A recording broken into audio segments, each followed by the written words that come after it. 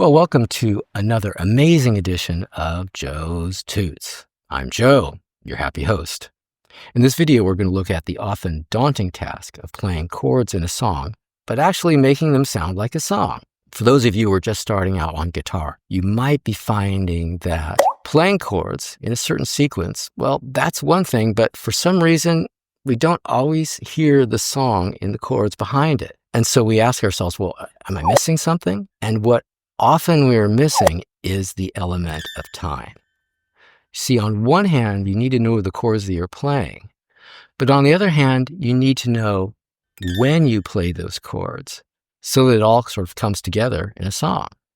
In this video, we're going to look at 3 chords, D, G, and A, and look at the simplest and easiest way to change between these chords. Then on the other hand, as we get more comfortable with each of these changes, we're going to look at how we're going to play each chord at the right moment. Because as it turns out, it's the moment at which you play a chord, that moment being the timing, the rhythm, that actually makes the sequence of chords sound like music. Now, I thought to do this tutorial with 3 chords because, as it turns out, there are about 1 billion songs that you can play with 3 chords. For example, The Lion Sleeps Tonight, Louie Louie, Red River Valley, Gloria, Bad Moon Rising, Twist and Shout, Jingle Bells, This Land Is Your Land, Midnight Special, Happy Birthday, Johnny Be Good, Helpless, Something Else. And I settled on D, G, and A because for those chords, there's some really great tricks you can use for moving from one to the other. As with my previous video on arpeggios, we're going to get a little helping hand from my imaginary friend, Captain Bluehand. How's it going, Blue? Captain Bluehand is always telling me that learning chords is actually the process of learning how to move from one chord to the other and back again. So let's start out by looking at just 2 of these chords. Let's look at the D and the G. Well, Captain Bluehand calls the D the teddy bear chord. Why? Because on the chart, you can see that it looks kind of like a teddy bear face with 2 eyes and a little button nose in the middle. So for the D, your index finger goes on one eye of the teddy bear on the 3rd string, 2nd fret, and the middle finger goes on the other eye on the 2nd fret. Ouch.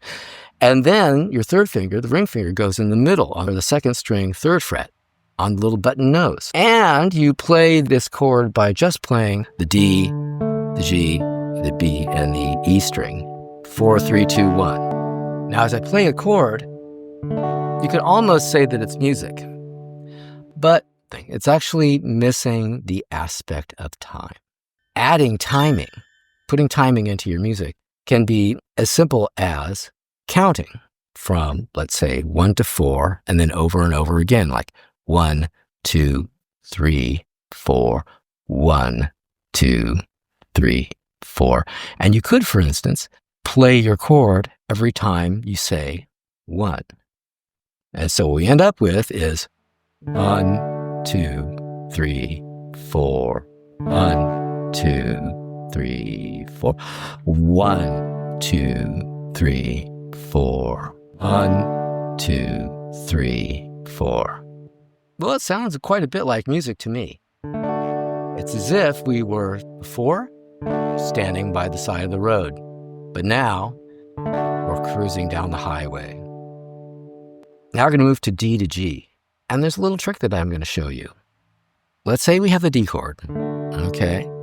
And we're going to lift our 1st and 2nd fingers, but we're not going to lift up the 3rd finger. The ring finger is going to stay in place. Now, this is a little strange sometimes because people like to start their chords always with the index finger. When we start out, we all pretty much do that. And here we want to sort of break this pattern. We're going to hold down the 3rd finger on that 2nd string. On the nose, the little nose of the teddy bear, it's going to stay there, and these other fingers are going to move around. So our 1st and 2nd finger are going to move across the fretboard here. And the 1st finger is going to land on the 5th string, 2nd fret, and the middle finger is going to end up on the 6th string, that very last string, 3rd fret. Now, all you have to do is take the pinky.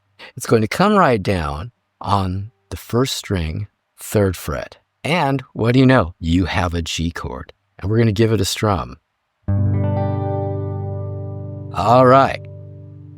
Let's go back to the D right away.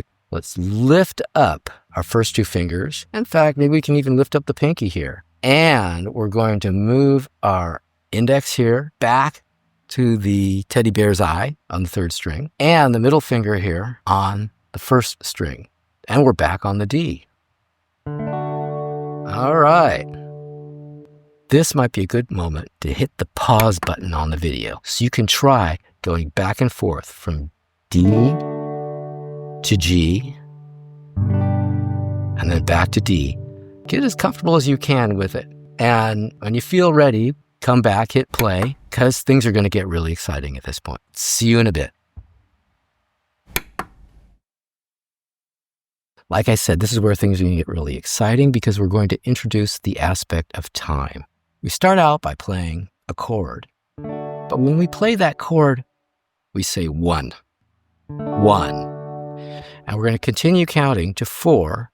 As we get back to 1 again, we're going to change the chord. So 1, 2, 3, 4. 1, 2, 3, 4. The real challenge here is to have that other chord in place, ready when you're back at 1. So the way you do that is you start changing the chord right away so that your left hand or your chord playing hand is going to be ahead of the right hand. For example, I'm on 1 and I play my D. As I get to 2, I've already started changing the chord.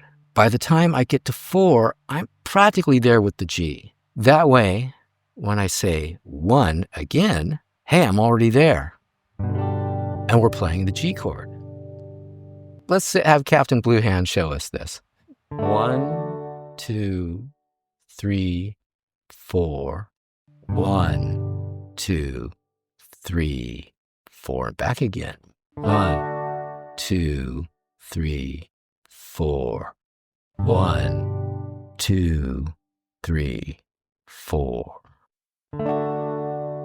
Okay. Again, this might be the moment you want to pause the video. Try this out on your own. Go ahead. Let's hit pause. Try it out. Okay, welcome back. We created something that sounds quite musical with 2 chords. But at the same time, I did promise you 3 chords in a song. So the next step is to add another chord. And that chord will be the A chord. Let's take a look at the mechanics of the A chord and just how do we move from, let's say, the D to the A. Let's say we're on the D. Like we did previously with the G chord, we're going to lift up our first 2 fingers, the index and the middle finger. But this time, we're also going to slightly relax our hand so that we can easily sort of slide our 3rd finger, the ring finger, down to the 2nd fret. And then we're going to lay down our first 2 fingers on the 4th and 3rd string, on the 2nd fret, right next to our 3rd finger. Now you see that your fingers are going to be sort of scrunched in together, kind of like 3 oversized teddy bears in the back seat of a subcompact. You got to really scrunch them. You want to make sure that your index finger, for instance, doesn't touch the 5th string, and that your 3rd finger, your ring finger, doesn't touch the E string. Now that we've gone from the D to the A chord, again, this might be a good time to hit the pause button, practice it a bit, because as we come back, we're going to count while we're doing this. Say hi to the people, Smokey. Okay, now get on out of here, okay? Welcome back. Now we're going to simply do with the A and the D chord what we did with the G and the D chord. We're going to be go back and forth while counting. So let's say I'm on 1 while I play the D. 1, 2, 3, 4. 1, 2, 3, 4. 1, 2, 3, 4. 1, 2, 3, 4. Now again, Captain Bluehand and myself, we cannot stress enough the importance of counting while you play, because you now have 3 chords literally at your fingertips. Now it's time to actually try playing a real song. I flipped a coin with Captain Bluehand, and he gets to choose the song. And Captain Bluehand has chosen The Lion Sleeps Tonight. Why? According to the captain, it rocks. It really does. So let's get to it. I've made a chord chart that you can download at joestutes.com, and there's a link below. Essentially, The Lion Sleeps Tonight is 1 measure of D, 1 measure of G, another measure back to D, and then a measure of A. Now, what do I mean by a measure? Well, in this case, a measure is just that period of time in which we're counting from 1 to 4. 1, 2, 3, 4, and then G, 2, 3, 4, and then D, 2, 3, 4, and then A, 2, 3, 4. Let's let the captain show you how it's done. 1, 2, 3, 4. 1, 2, 3, 4. 1, 2, 3, 4. 1, 2, 3, 4. 1, 2, 3, 4.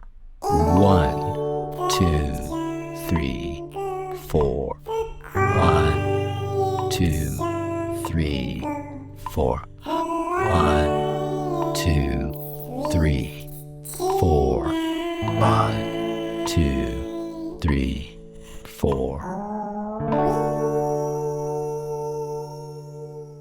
Well, there you have it, a song. So like I said before, there are about 1 billion songs that you can play using just 3 chords. And those 3 chords can be D, G, and A. You'll find a PDF on joestutes.com. The link is below, where you'll find not 1 billion, but a good number of 3-chord songs that you can play and even perhaps sing around the campfire and be the life of the party. That about wraps it up for this video. I had a really good time. I know that Captain Bluehand did also. I hope that if you did and you found this to be useful, you'll subscribe to my channel, and I will really try to get more of these videos out more frequently. And until next time, thanks for watching, and we'll see you in Guitar Land.